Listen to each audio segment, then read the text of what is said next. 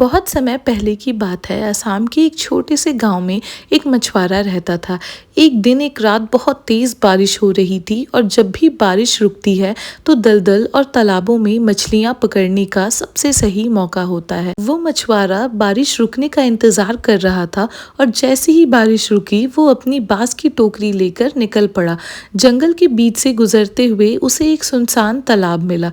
मछलियां पकड़ते पकड़ते उसे काफी रात हो गई। उसने बहुत सारी मछलियां जमा कर ली थी। तभी उसे पानी में एक अजीब सा साया दिखा। इससे पहले कि वो कुछ समझ पाता, बाघ ने उस पर हमला कर दिया। बाघ ने बेचारे मछुआरे को पानी में डुबाकर मार डाला और फिर शुरू हुआ बाघ का असली खेल। बाघ ने उस मछुआरे का जिस्म तालाब के नीचे कीचड़ में छिपा दिया, उसकी सारी मछलियां खा गया और खुद उस मछुआरे का रूप ले लिया। वही चेहरा, वही कपड़े, वही चलने का तरीका।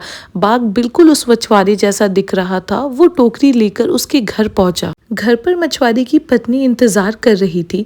जब उसकी पत्नी ने दरवाजा खोला तो उसे सब कुछ बिल्कुल नॉर्मल लगा, लेकिन जिसे वो अपना पति समझ रही थी वो असलियत में पानी का भूत था। बाघ इंसान तो बन जाता है, लेकिन वो अपनी कुछ अजीब आदतें नहीं छुपा पाता। जब पत्नी ने खाना परोसा तो उसने देखा कि उसके पति के खाने का तरीका बदल गया है। वो मछलियों को पूरा का पूरा कच्चा ही निगल रहा था, हड्डियों समेत। पानी से लगाव उसका बहुत ज्यादा बढ़ गया था और उसका जिस्म अजीब तरीके से ठंडा था और उसमें से दलदल और मिट्टी की खुशबू आ रही थी। पत्नी को शक हो गया। उसने ध्यान से देखा तो पाया कि उसकी आवाज में एक अजीब सी सरसराहट थी, जैसे पानी में से कोई बोल रहा हो। वो समझ गई कि ये उसका पति नहीं, कोई बाघ है जो उसके पति का रूप लेकर घर में आया है। उसकी पत्नी डरी नहीं, उसने दिमाग से काम लिया।